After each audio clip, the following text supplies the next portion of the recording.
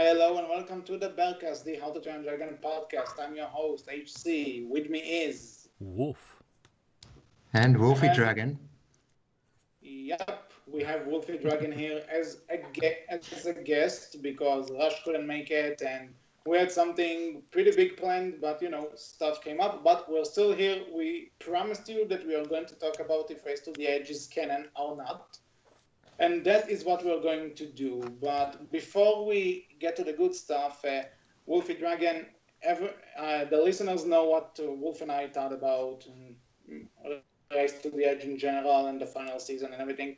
But give the listeners a bit of your thoughts on Race to the Edge. Where are you coming from in this discussion?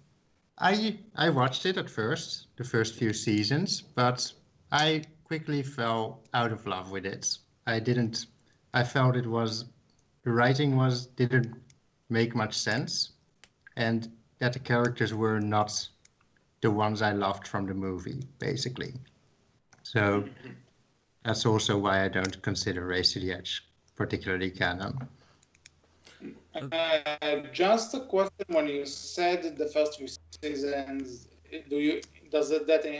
do you mean Riders and Defenders of Berk or just Race to the Edge? Yeah, I liked those. I liked Rise of and Defenders of Berk, though especially Defenders of Berk had some trends that went on in Race to the Edge that I didn't like. But I stopped watching in season 2 of Race to the Edge. I think just when Vigor was introduced. Okay, so you sent the characters well to your liking in the show. Can you elaborate just so people will know where you're coming from once we start discussing the canonicity? Well, I didn't like how I felt that the characters were very different from their characterization in the movie, particularly Astrid falling off Stormfly continuously and being sort of helpless, Hiccups being, I don't know, a bit... he wasn't really the dorky boy I liked from the movies. I felt it was a very different characterization aimed for a different audience. I think, was it you who Rush watched the show the last season with, and you played the drinking game, or am I confusing it? That was Twigman. Yes. I did offer suggestions for the drinking drinks. game. Yeah. Yeah, because you mentioned Astrid because you're a wonderful friend. And I'm like, I remember that one. Yeah. Oh man. Okay, so if you want Wolf and my own opinions on all of Race to the Edge and the show in general, you have the previous episode to catch up on. Without any further ado, let's get into this. So, is Race to the Edge and the show in general canon or not? Let's just let's just say our thoughts right now. Yes, no, somewhere in the middle. Wolfie-Dragon, I'm assuming your answer is no. Yes, indeed, no. It's no. Wait, is it yes? The answer is no. The answer is no, it is not canon. Yeah, I get it. Okay. Wolf, what about you? Yeah, I enjoy linking everything together and seeing how people connect all the dots and all that and everything. But I will say, I'm assuming you're probably going to be straight yes, but I'll say for me, I sit a little bit in the middle. I guess I pick and choose some things, and I think there's definitely some stuff there that's worth exploring and worth delving into, and others not so much. Can we all agree that Wolf said in the middle, so that whichever side wins, he will say, yeah, I'm on that side. I'm on the win. I'm on to you. Perfect centrist.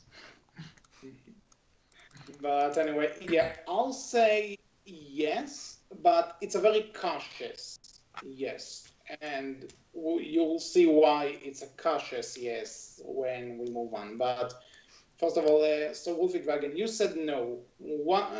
Please present your points. Why do you think it's not canon. You said the characteristics are not the same as the movies. Is there anything else?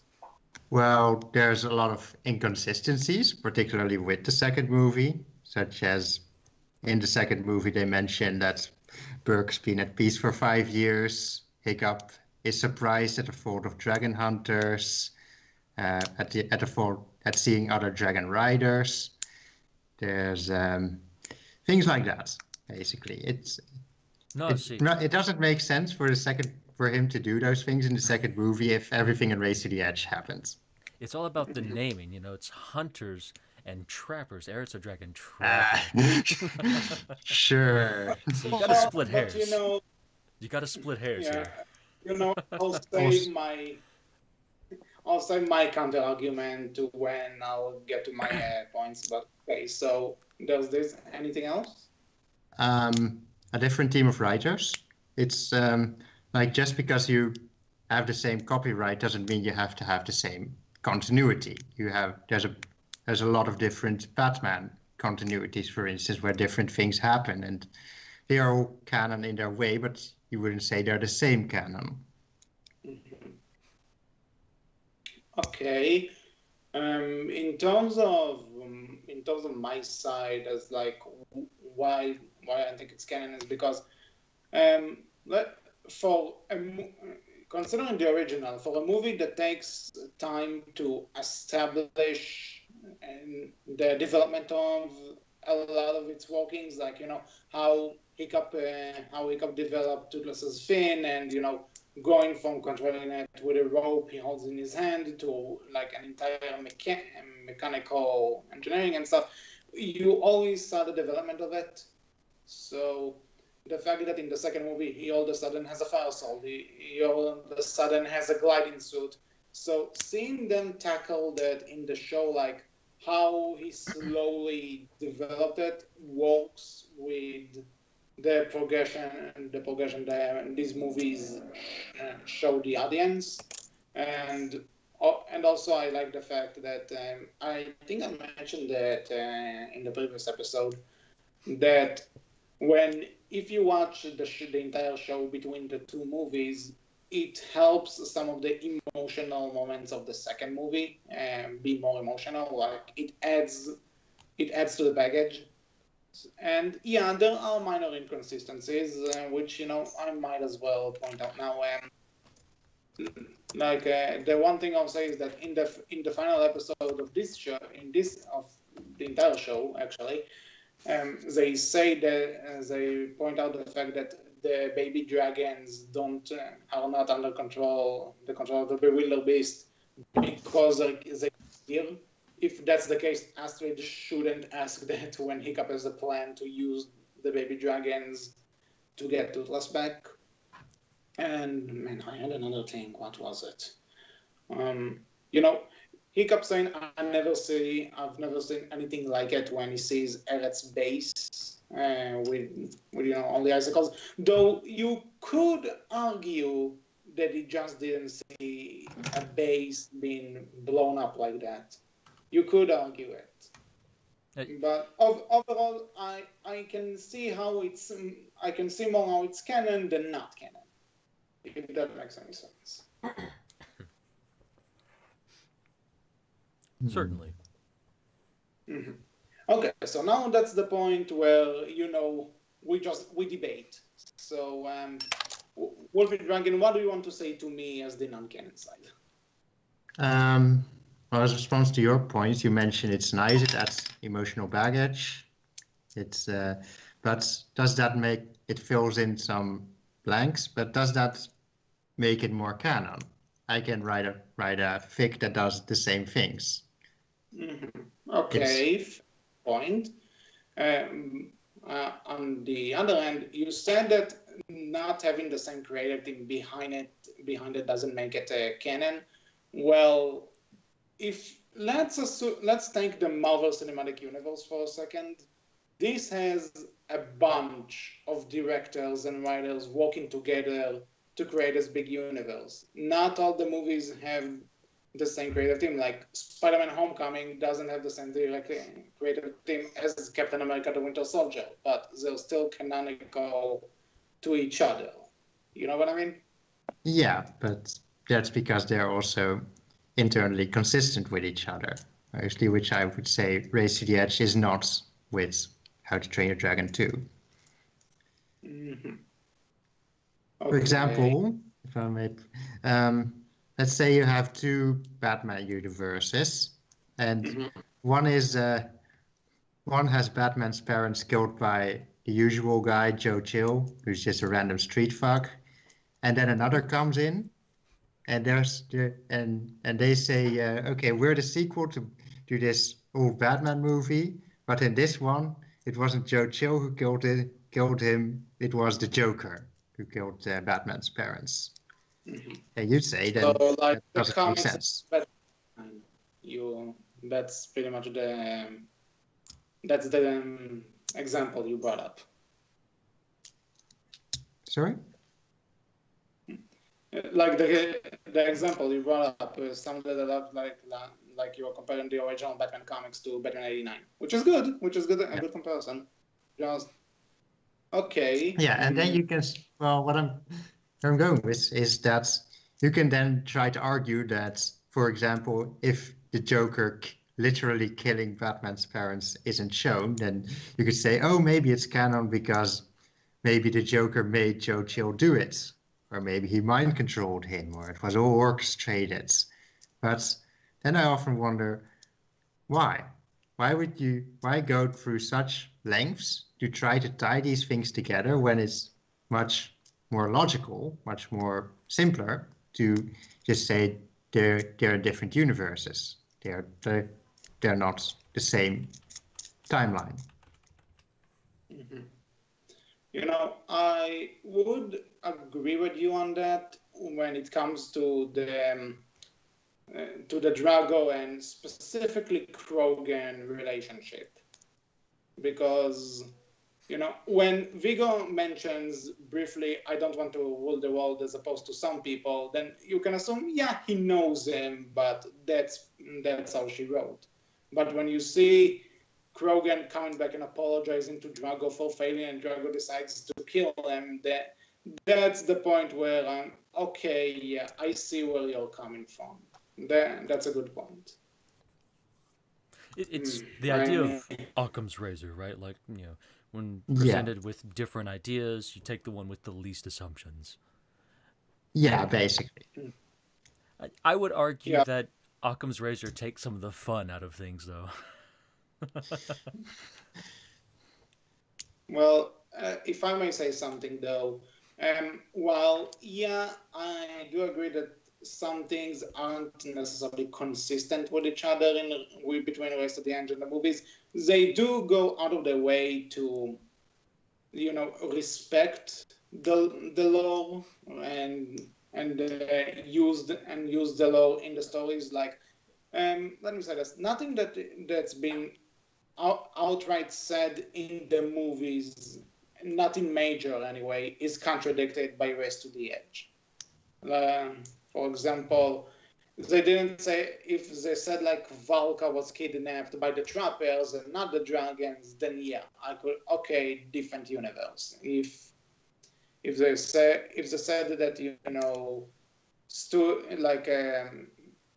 if Stuart knew Drago from different circumstances, yes, not canon, got it. But when you get down to it, with the exception of a few consistencies, there's nothing really contradicts anything from the movies. You could say there's nothing major, I guess you'd say, but there's definitely little things that you could pick at and tear down, and when you look at them, it's like you would have to, you know, it's very much comes down to language, the body language used, the words used. Like, you know, Wolfie-Dragon stated earlier, they say in the second movie how they've never seen other dragon riders before. And you could argue, you know, like, they technically haven't, but technically they have as well. Again, it's very much splitting hairs a little bit with word usage and the language used and everything like that, and how people might perceive it, because someone looks at the dragon flyers and say, well, they're flyers, not riders, so technically they've not seen other riders, right? You could look on at that many other things, right? on that note, I do want to say when Hiccup in the second movie, Hiccup says, "What a do-gooder," and then he says, "Wait, there are other dragon riders." He's not necessarily against the idea. He's just surprised that there are others. And thinking about it now, seeing the entire show, we could assume that Heather is not really Heather is too busy running the berserkers, so she may not be fighting to free dragons all the time. And Dagger and Marla have the defenders of the wing to take care of, so it may not be them. So when he asks there are other dragon riders, it's just because these two, in his opinion, are not the ones who did it, are not the ones who will go around and try and save dragons and fight other hunters or trappers or whatever you want to call them. I'd say that's not really what the scene implied, at least for me. I see your point. What I think annoys me mostly about it is that when you say your show is canon, I'd say you then take some responsibility. You have to obey some rules. You want it to be canon because you want some exposure. You want to be associated with this big name. And then you should be following the rules of that universe. Mm-hmm. And I feel like Race to the Edge isn't doing that. That's something I do want to ask you guys, because don't ask me for the direct video for it. I don't remember where I saw it. It's on YouTube. I just don't remember the name. It was around the same time as the first teaser for How to Train Dragon 2 was released. When Dindabla said that he was a bit more involved in Riders and Defenders, where the second movie wasn't out, so we had to tell him, listen, I'm doing this, I'm doing that, so you can touch those areas. This is the gray area where you can't really show anything, and that was their guideline. So I'm assuming because Race to the Edge was post How to Train Dragon 2, they kind of said, okay, you have a movie now which takes place after your show. Just don't do anything with them. Just watch it. We're not really going to oversee you. I'm speculating here. I'm not saying that's what happened. That's what happened in real life. But I'm assuming that when they just had the movie to go on, they may have missed some parts. Which, it happens. I'm sure not all the Star Wars shows that are canon or not canon follow the entire lore to a T without any mistakes. It's something that they definitely did. I remember Riders of Berk and Defenders of Berk, how a lot of people were upset. Like there was very little Hickstrid in those two seasons of, those two separate, those two shows. And what I remember, a few different people who worked on the shows back then talked about how because they came out before the second movie did, talked about how Hickstrid was a thing they couldn't really touch on as much because of the second movie. So they had to be very light in how they touched on it and very much kind of kept it to the background. So it definitely played a part, I think, especially in those two shows, and they probably did, I would say, have somewhat more creative freedom than what they did.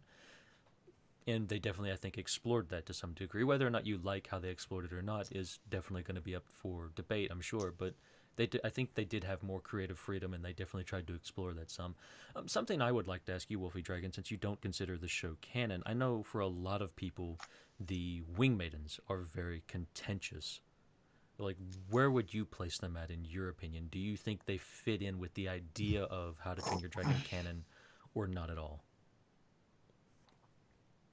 I would say when I watched this clip, I don't watch the show, okay? But I didn't see the episode. I will say that up front. But I saw the clips coming by on Tumblr in the Discord. No, I saw that clip and I thought it's very much, maybe this is not exactly canon, but it missed the theme of the movie. Because one thing I really liked about How to Train Your Dragon was that apart from the addition of the dragons itself, it was very much scientific. It made logical, natural sense, sort of. Like Hiccup makes this big flight suit and artificial fin, and it's you can see how, from an engineering standpoint, it makes sense, and from a bioengineering standpoint and all that. And then these wing maidens come up, and I can't possibly see how, like, first of all, like how these wing maidens, how these little dragons hold up these big girls. Absolutely. Because those are very tiny wings. But also, I felt it very much disregarded Hiccup's scientific engineering achievements. Because that was one thing that was the point of the movie, was that I felt was that Hiccup very much used human engineering, human science, and combined it with dragon biology and created something new, something to symbolize that friendship with, which was the artificial fin. And then this comes up and it's just like, oh yeah, we already figured out how to fly. And it's understandable. You know. So I felt like that's kind of, maybe that's not exactly disregarding canon, but I felt it disregarded some themes of the movie. That's a good point. I'm not discrediting it, but at the same time, the entire idea of the show and the sequel is that, the world just became a whole lot bigger with the ability to ride dragons and stuff. So Hiccup is not the only person in the world who could develop stuff, and some people do it differently. So if anything, just develop the world a bit more. Again, it's a good point, and I can see where you're coming from. I'm just saying, because I've seen this kind of thing brought up a lot before, that a lot of people didn't like Vigo because he makes Hiccup like he's as smart as Hiccup, and it's like, Hiccup can. No one said that Hiccup needs to be the only smart person in this entire world, right? No, I would not say that. Yeah, but I think what I don't like is that you get this sort of Hiccup-like character who does everything better than Hiccup. I don't like the idea of that. But well, it's not necessarily that Vigo does everything better. He's just more experienced, probably, and he does have his moments of beating him. So I'll say they're equal. Yeah. I think that's the best way to put it. They're equal. Yeah, talking about a few different things from a bit of a kind of pick, in the middle a little bit. I would say that for me, right, when I saw like the wing maidens, looking at them as a great example. For me, when I see them, I see, as HC said, it's very much kind of exploring the world and opening it up more and really diving into different things about the world. And the Defenders of Wing kind of sit in this idea as well. Even if you don't like the Defenders of even if you don't like the Defenders of the Wing, I think you can like the idea that there's this group of people that would exist in the world of How to Train Your Dragon that would worship the dragons instead of wanting to attack them, right? That they would find this, that they would live on an island that is in some way, kind of protected by this dragon, and so they would end up worshiping it, right? Oh, sure. And I think that's... I'm all for like exploring new things in these kinds of shows. Oh, certainly. Because now that you said it does play into the entire idea that maybe in their world that's the How to Train Your Dragon version of different religions, probably. Absolutely. Like it's just, it's exploring different kinds of people and different kinds of worlds and stuff like that, right? And and even if you don't agree with the show's representation of it, or if you don't agree with the show, or if you don't think the show set it up in a way that's more in line with some of the themes and ideas from the second movie, fan fiction, it gives, to look at fan fiction, it gives people who write fan fiction ideas to go in and say, hey, I can take this, I can play with this, right? Like, again, Yeah. looking back at the Wing Maidens, I kind of love the idea of the Wing Maidens, like they're a tribe of all females that they probably didn't start off on the island their own, that they might have ended up there through other circumstances, whether they were cast out from another tribe or things like that.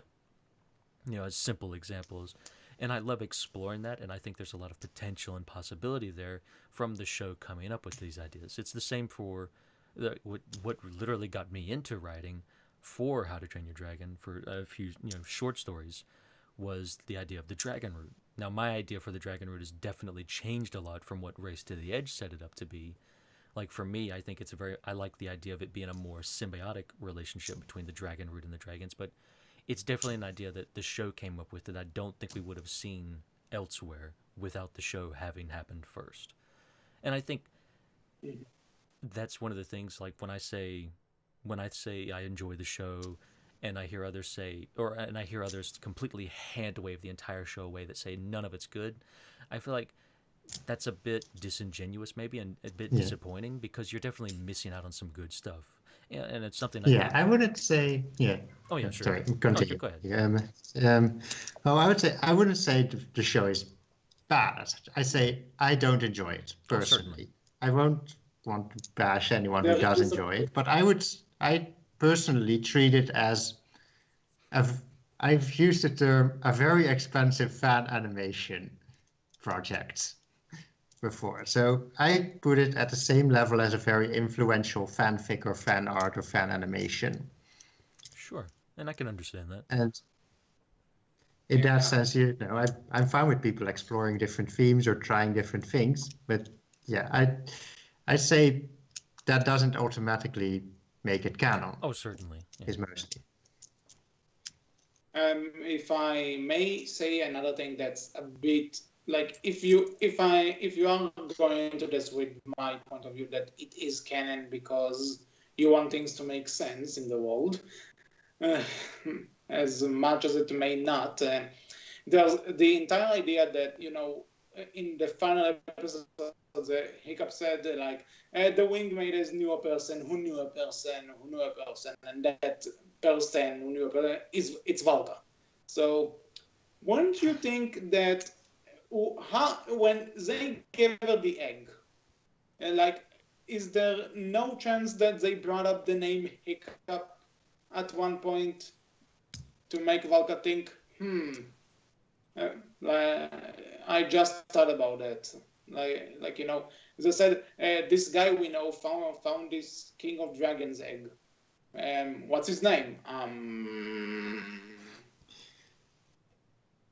The way the show portrays it, I would say it's just they have an egg, it was dropped off into an area, and that's it.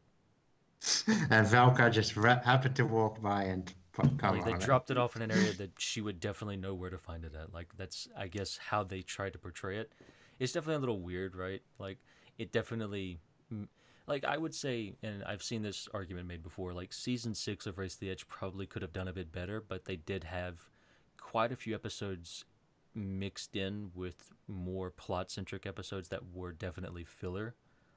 And Race to the Edge consistently has this problem where if they would drop a bit of the filler, they could focus more on the plot and really kind of dig a bit deeper into things, and maybe have been a bit more enjoyable for people who don't consider it canon, or just been more enjoyable altogether because it could have tied things together a lot better. Go ahead, finish. Yeah, I don't really have much of a finished thought to that. It kind of is finished. One thing I do want to say about that is that, thinking now that we all know that Diman Hansu returned to voice Drago in the few lines that he has, you got this guy who is a name in the movie industry. So, you could have given him one more episode to maybe establish more of a connection with the movie and actually, because right now everything Drago says in the final episode of the show, it's kind of left. It's kind of like up for debate. Like when he says, "I'll find another king of dragons," does he mean he'll find another egg, or does it mean he already has one and he just wants a second one? You can read into it in two different directions, but it's so how they wrote it, how they handled it, it feels like, oh, okay, so I'm not sure what's going on. Yeah, it's like they're trying to keep it very open and all possibilities covered. But yeah, at the same time, they also kind of wanted to tie in apparently, but they don't want to commit to that. It's weird. That's the really fun thing about looking at word choice, right? Like you can be very, very specific in word choice or very opaque in word choice, and it can definitely play on the way people will perceive it. Like you can hear, like, talking about earlier, right? Like you talked about how would Hiccup not know there's any dragon riders, and HC said, well, maybe he's a bit surprised at that instead of not thinking that there wasn't any. And it's definitely two ways to perceive it. And I joked a little bit about, being very nitpicky in the fact that dragon flyers, not riders, right? Like it's very much word choice. I'd say definitely plays a part, and it's very interesting how you'll see different people perceive something in somewhat different ways. It's enjoyable and fun. An anecdote, I guess you would say. One question I do want to ask you, Wolfie-Dragon. When is one of your points as to why the show is not canon the entire thing that Dean said, and I think it's in the How to Train Dragon 2 Out book as well, like that it's been said that Drago had Debbie Wildebeest since it was an egg. Like he pretty much had it as an egg, and then it grew up besides Drago. Is that one of your points? I'm asking because... I suppose I do have to say I don't know all the exact dialogue, but yeah, I'd say so. I think my point in general is more just it's so inconsistent with the worlds as the second movie portrayed it. It's not canon, even if they say it's canon. Because people have brought it up, and I did think, like, if I need to rely on interviews or in outbook descriptions in order to say that's how this thing happened, then I see your point. Yeah. I won't necessarily say it's a lead-in if that's what happens, like, because I'm pretty sure the writers of the show, again, if we are going to assume that Dean had nothing to do with Race to the Edge outside of, saying this is my movie and just make sure you're not contradicting anything major. If that's all, then these guys, maybe they didn't read I don't think when you're writing a show like this, you're most likely going to go to the movie for your answers, not all the outside media. Yes. So, typically what you'd have is some kind of Bible of like internal facts, basically what the world is like. Mm-hmm. So unless they didn't have a Bible, and TV shows usually have a Bible because they kind of need some, and some shows even write their Bible into the plot, like Fairly Odd Parents with the rules and stuff. Yeah. And I would say that even if I would say that even if you have a Bible, that it doesn't mean you get something that's canon. For example, Avatar: The Last Airbender had a big Bible, very internal, consistent, like mechanics and laws. And then the movie came out by M. Night Shyamalan, and it was that's not canon, right, in any way, because it just retells the first season. So yeah, but even in that, it was very much different and inconsistent with some of the rules. What movie are we talking about again? I don't think there's a movie that exists for Avatar. Basically, I think you'd be hard to find an Avatar fan who would say that movie is canon. What movie? Avatar never had a movie. There is no movie, embarrassing say. I don't know what you're talking about. Yeah, you mean the movie with the blue cats, right? Yeah, that. Okay, but anyway, going back to the entire show has the Bible and everything. again, we need to keep into account that maybe the writers didn't read that specific interview or had that specific art book, and so the idea of Drago having the bewildered beast, since it was an egg, it just didn't occur to them, and they just said, well, we know he has one in the movie. Let's work with that and say that maybe he's looking for another one, or maybe he has one and he just wants another one. Again, it's one of those things that you can read in multiple ways, but to the people who use it as an excuse to not make the show canon, it's one of those things. If I need to see something that's not the movies or the show or the shorts to know this, then it may not be canon itself. That's my point of view. Yeah, I see what you mean. This is also something that's basically different levels of canon. Like something in the show is ultimate canon, and then something a creator says, and then you can have a secondary creator, like a voice actor who's not involved in writing, who says something that's yet another level of canon. So yeah, I would say that. I recall one small point, and I'm letting you continue. I just want to say this, that I recall like Rafnat's voice actress in the show. What's her name? Andrea Vermeulen. Yeah. Andrea Vermeulen, I think. So I think someone asked her, as a joking question, what would Rafnat order at a Starbucks? And she said some kind of coffee, and so just because the voice actress says it doesn't mean Rafnat actually goes to Starbucks.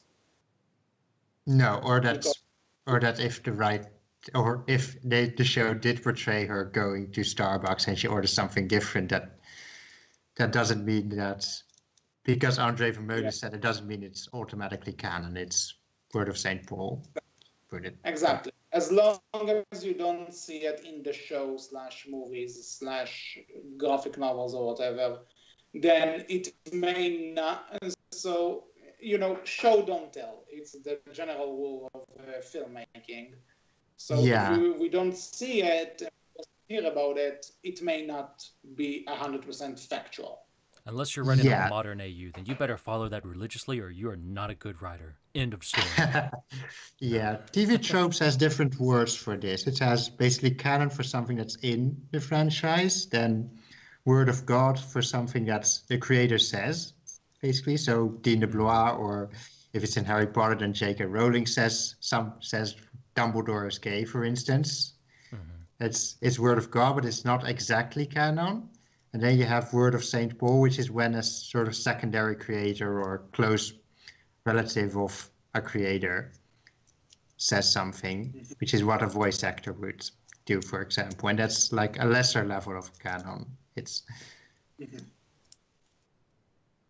about the Dumbledore thing, though, I do think that there's a small hint at it in the final book. I mean, Deadly Hallows, not that other book that's the script to a Broadway show. There are subtle hints about this. Yeah, it's not inconsistent with the books, no. Talking about show Bibles, though, HC, before we move on, let me ask you a question. Do movies during production not have something similar? I figure since, you're going to school for movie, for different things regarding movies, I figured you'd probably have some more experience about this than I would. I would think movies, at least during production, would have something similar, do they not? Okay, as someone who wrote scripts and made short movies, when you're making a movie, you you write a character, even if you have the entire script in your head, who's the hero, what's happening in the beginning, middle, end, and then all of a sudden you show the script to your executive producer, and he's like, well, but what's this character like? You need to know your character inside and out before you even write anything. And by that I mean everything you know about the character. We were asked at one point to just give our teachers 5 pages of character biography, like when he was born, when the character was born, where the character was born, what he likes to do, how did he get his job, why does he like certain things. You don't expect. It's not necessarily a Bible, but you need to come up with an entire life, pretty much, for this fictional character, boy or girl.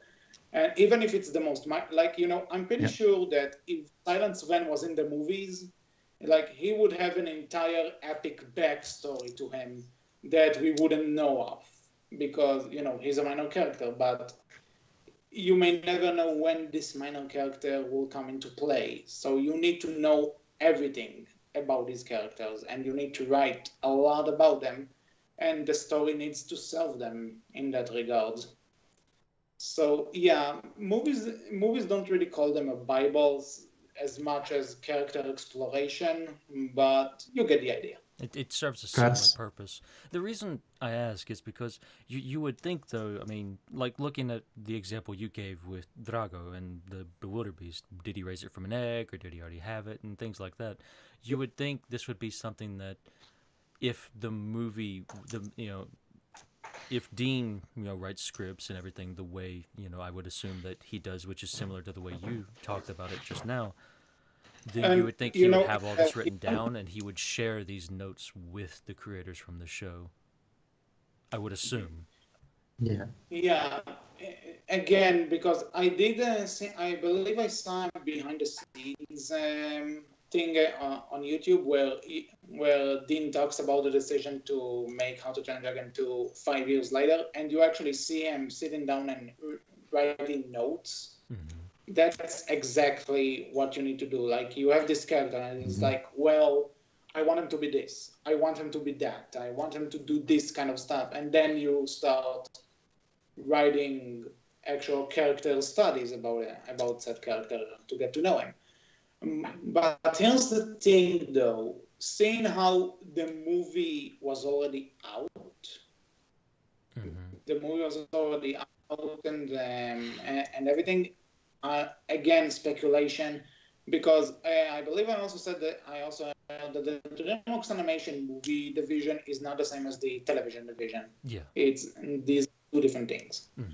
So again, maybe he gave them a few of his notes for the second movie for Riders and Defenders, but he can't really give them Drago's character study or Eretz because spoilers for the second movie. Someone could leak it and then but now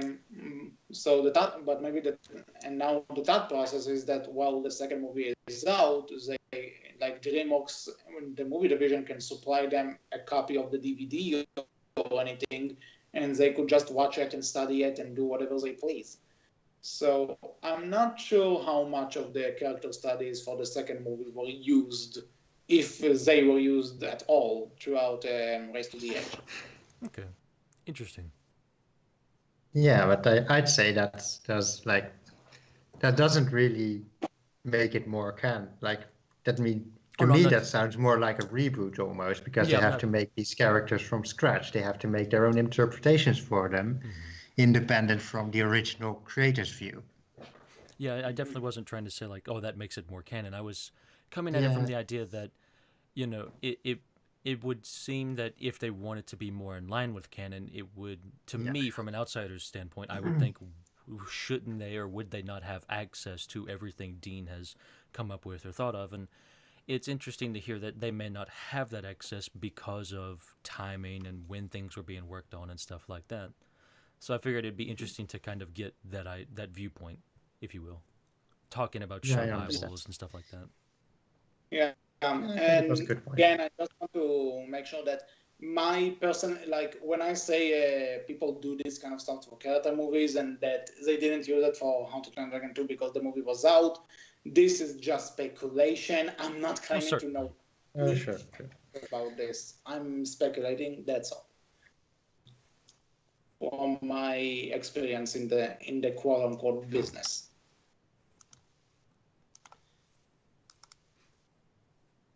Certainly. Good. Nothing was one last, the final thing I want to say regarding this entire debate, though, and Wolfie-Dragon, I want to hear your thoughts about it, is that, well, we saw a bewilderbeast in the show.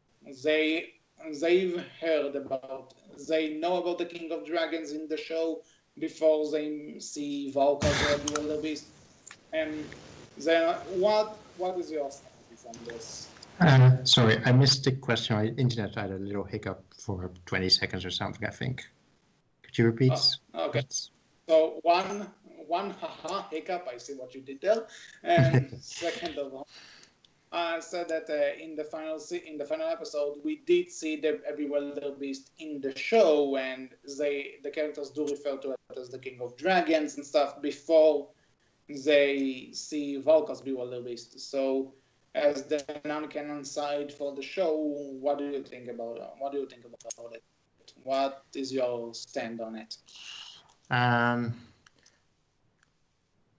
I'd say if you'd regard the show as non-canon, I'd say it's more just a shout out to the second movie.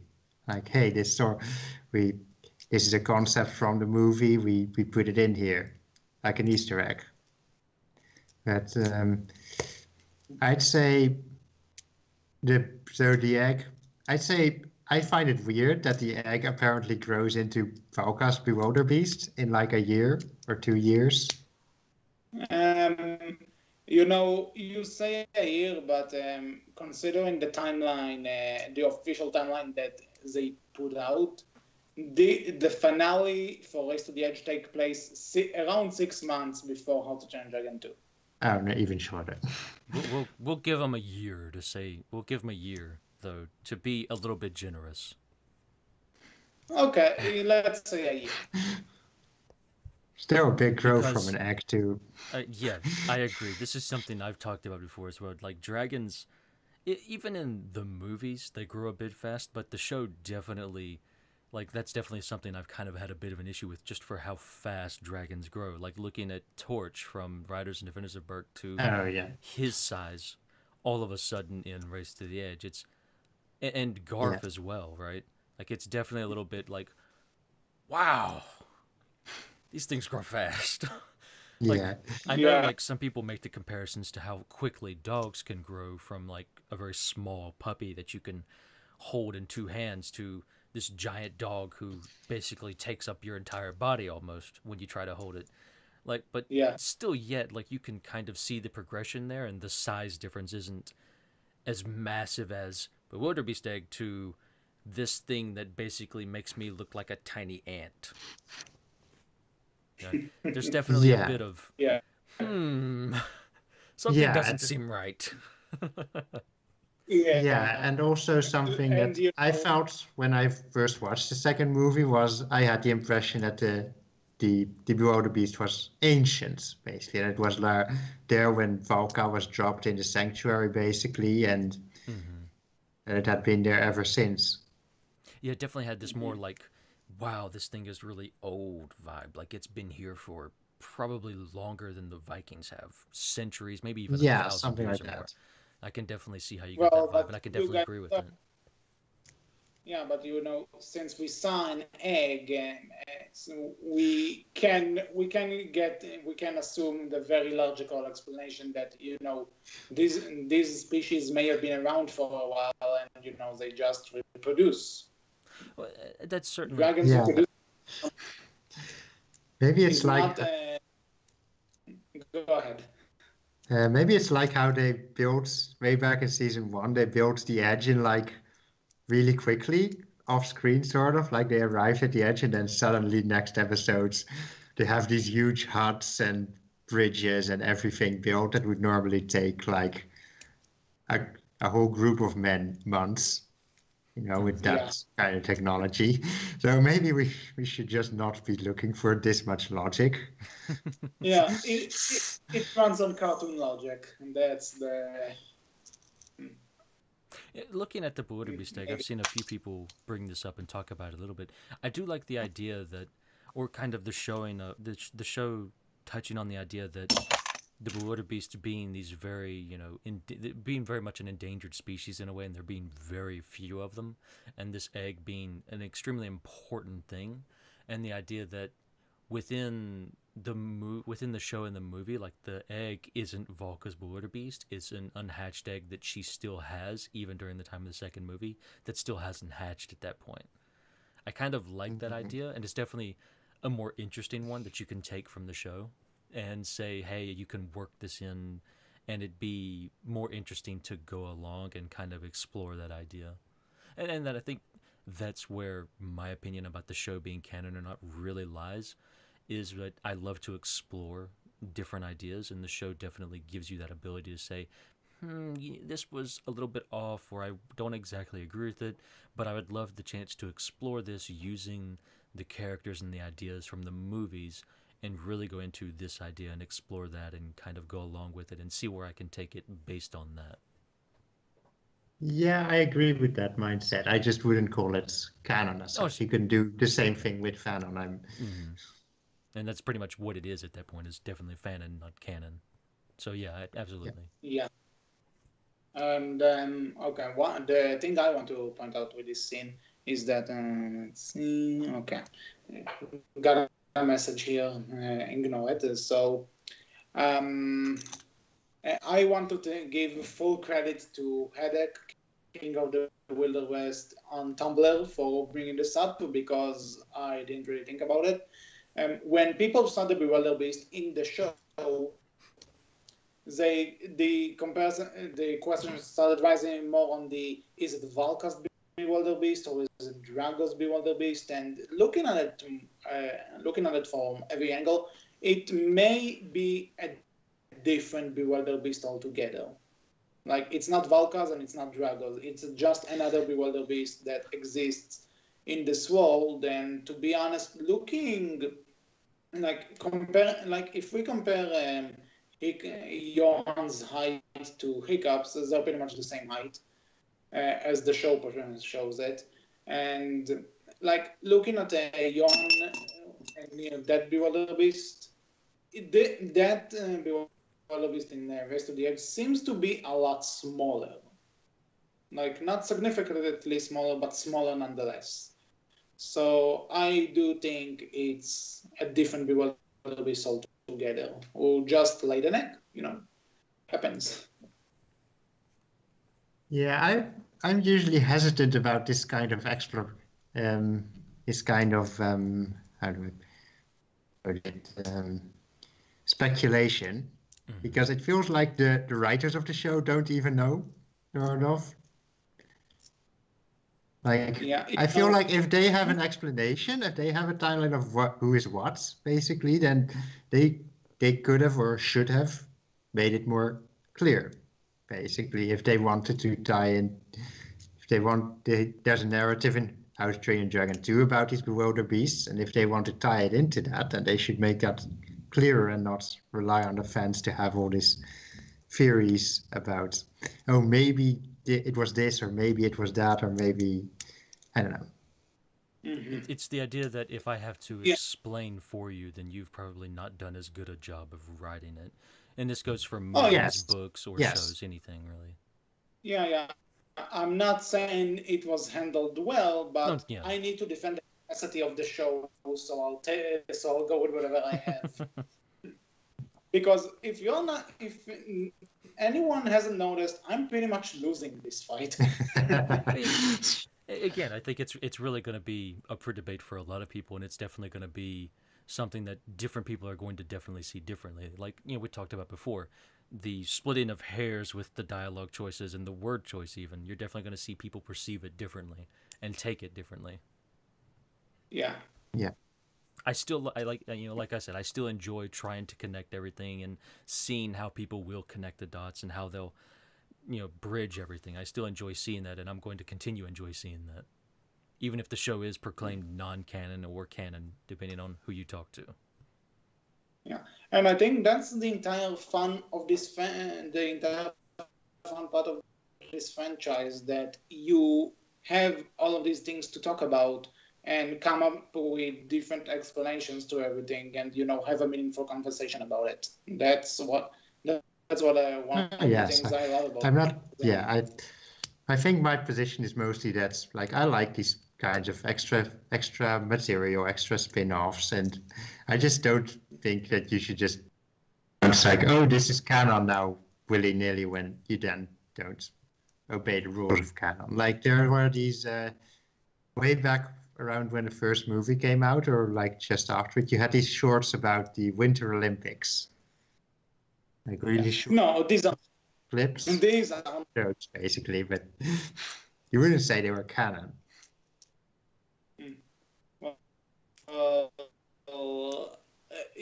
People who say it need to convince me because I can see it. But it kind of reminds me that when the video game based on the first movie was supposedly taken place afterwards, and yet Hiccup has both of his legs. So like, well, that's not canon. Yeah. Are you saying you don't believe Hiccup could grow a new leg? You need to have more faith. What if there's a leg-growing dragon? Considering that he didn't grow it again after 5 years, I'm gonna limp here and say Maybe there what was a it did is second Red Death. it grew back temporarily, and then Toothless bit it off again. Because why do you make everything so dark? Makes sense with the dialogue in the second movie. You know what? That actually makes sense. Oh god. Oh, thank you. Oh god.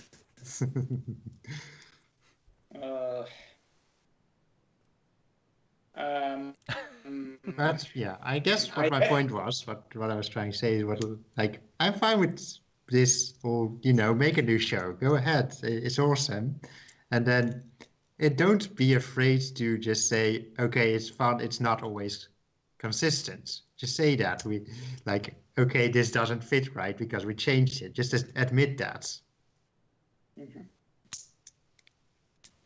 Again, I'll say that I can understand minor inconsistencies because a lot of stuff shows like this. Like, you know what? If we on the subject of it being very similar to How to Train Your Dragon, Big Hero 6 is getting a show. It had only one episode as of this recording, but people already declared the show as non-canon because the show pretty much starts where the movie ends. Have you guys seen the movie? Yes, and I've seen the show as well. The episodes that are out now. So notice that Hero doesn't wear the same clothes that he wore in the final scene of the movie when he was. But yeah, sorry, continue. I just said that they show the same scene in the show as it is in the movie, but Hero has different clothes, so that people automatically said this is non-canon. So minor inconsistencies like that don't really bother me. Like I said, with the with the baby dragons and not being mind controlled by the alpha, I can get that. But again, something like the Bewilder Beast, where I have to really think about this and theorize and analyze the stuff, that's a bit more of a problem on the show's part. But kind of before we move on, one question I want to ask you guys. Wolf probably will be able to answer it more because Wolfie-Dragon hasn't seen the entire show, as you said.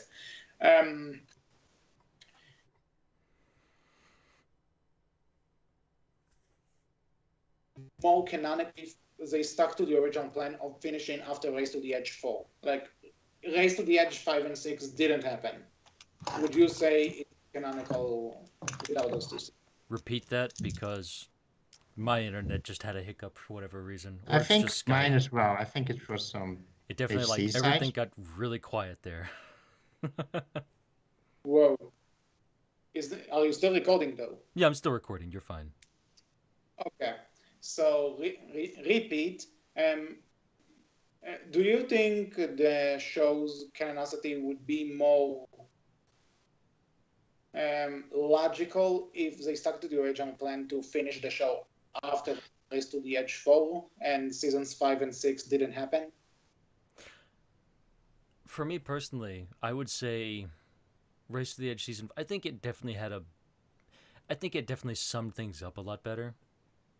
Personally, I would say I like what I got and from season 5 and season 6.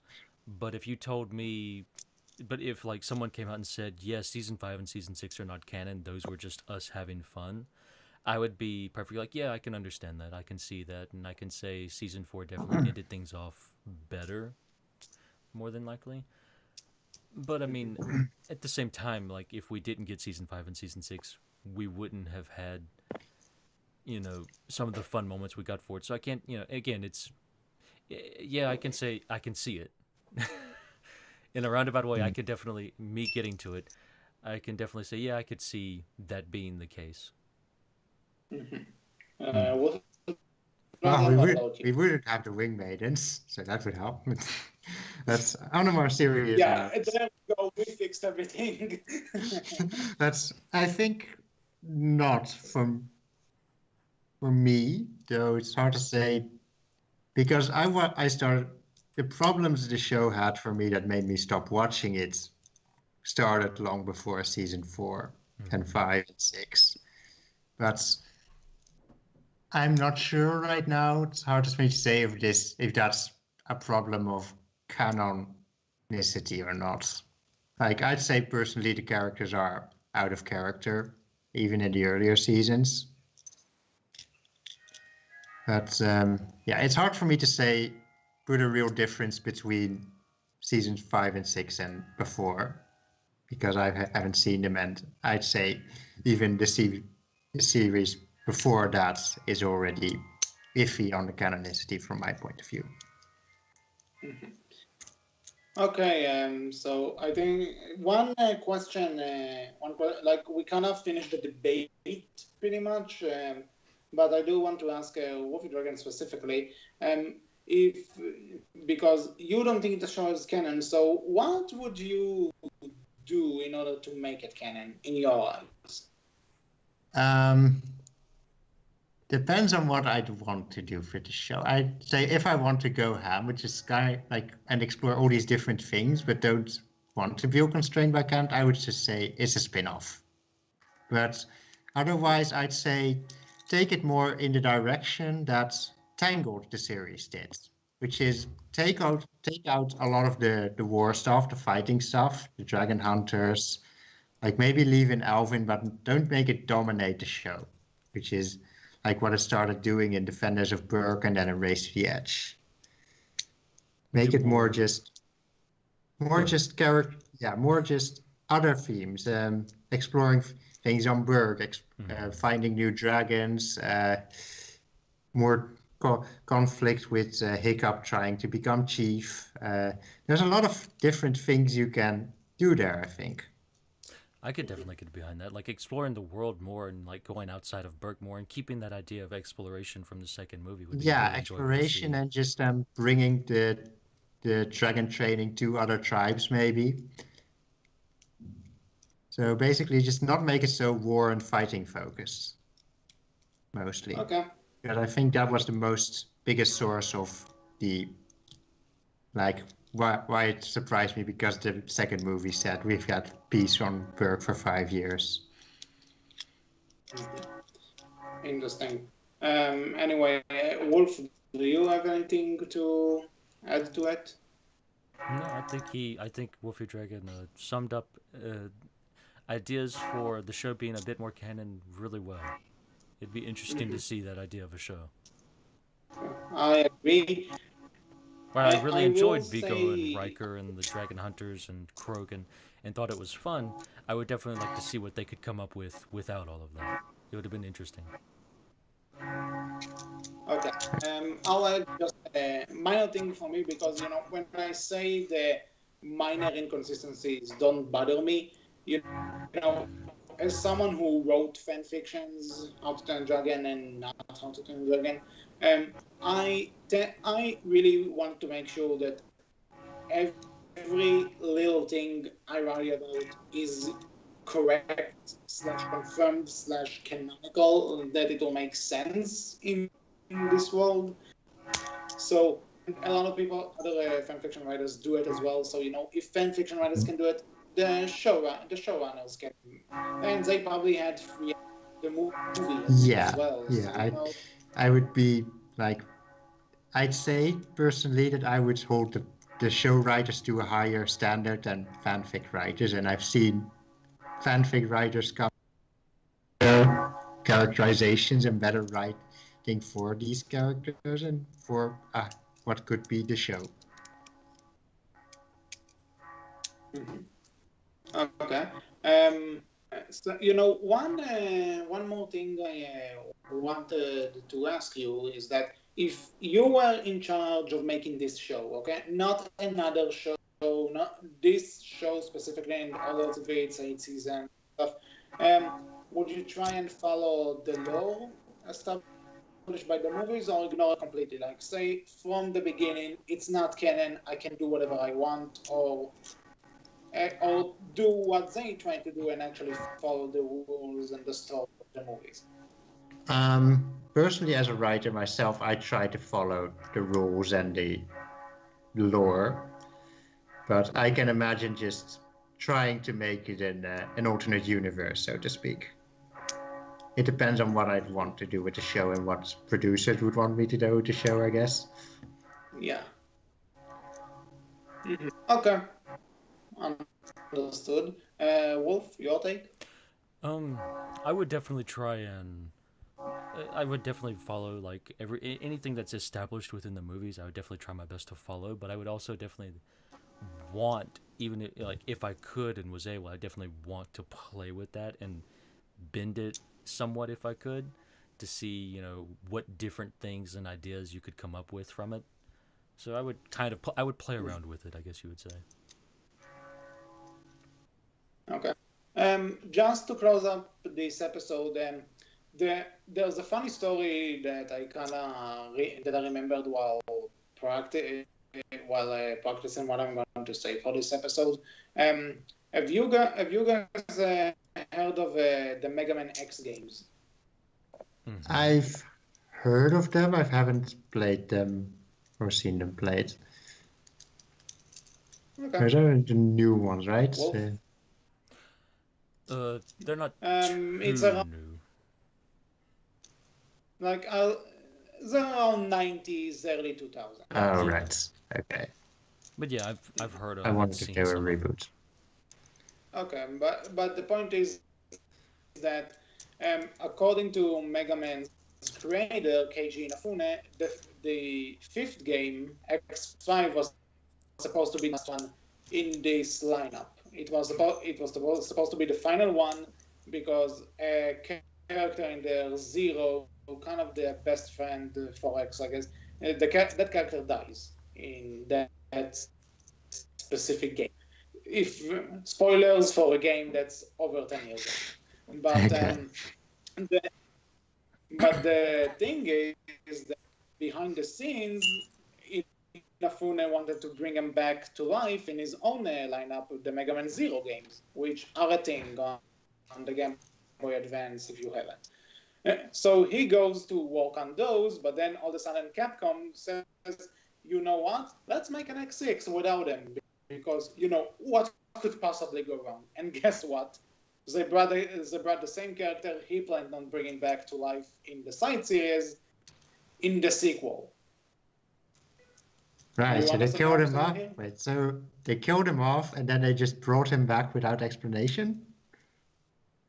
There's an explanation, a lame explanation, but the point of the matter is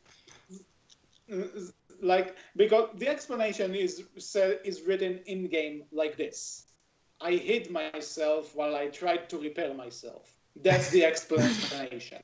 This reminds me of Sherlock Holmes, like the writer of Sherlock Holmes. He was sick of the character, so he just killed him off. And then there was massive protests, and he just, years later, he brought him back, and he just said, because in the story he fell off a waterfall, off a cliff into a waterfall, and he just said, he was just hanging on a branch or something right below the cliff. That's exactly what happened with Vigo. I mean, it was full of lava and water. But back to the Mega Man X thing, it wasn't necessarily that that the character was brought up with no explanation. Is that it was because the creator intended to bring him back in another sub-series, which was about to go on, and then the company went ahead and brought him back without notifying him. So he all of a sudden finds out that there's this game he didn't work on, and the character comes back to life, and his little reaction was, "What is this?" And like a month before his game came out, he needed to rewrite the entire plot in order for it to make sense. Ouch. So can you just imagine Dean watching this last season, having all of these plans for How to Train Dragon 3, and this is the final season, and like, what is this? They ruined everything. Now I need to delay How to Train Dragon 3 again. I could imagine. Like, yeah, I see what you mean. Oh man.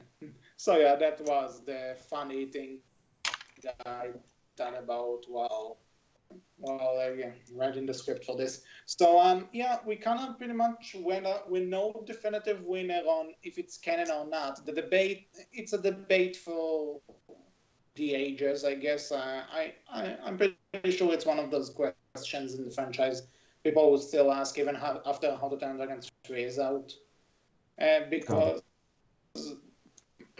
that movie will probably have some. Excuse me. This movie would probably, add to the debate, add the details to the debate, and people will keep asking. Anyway, there's no definitive answer out of this Berkcast episode, but I still had fun talking about it. Oh, yes, I had fun too.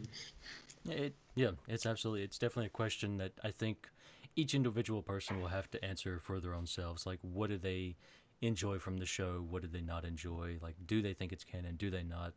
Overall, I think everyone can agree that the show in and of itself isn't necessarily harmful to the franchise as a whole. That it can definitely add some interesting stuff, and it definitely has its faults, and it's not perfect, but it can also add some interesting things, and you can definitely take some interesting stuff away from it that you can play around with and do different things with. Oh yeah, definitely. Yeah, so I guess on that note, this has been all for this episode of the best. What did you think about this entire? We should. Okay, go ahead. We should ask Wolfie-Dragon. Where can people find you at? I am. Yeah. Oh, right. Okay. I am Wolfie-Dragon Rider on Tumblr, with Wolfie-Dragon.tumblr, and I'm Wolfie-Dragon on fanfiction.net and Archive of Our Own. I write fanfics there. So I assume there will be links in the description, maybe? Yep. There will be. Mm-hmm. I will definitely be linking to your fanfiction page at the very least, because I've recommended that fanfiction. You should definitely go check out the Berkcast Recommends. It's a well-written fanfic. Thank you very much.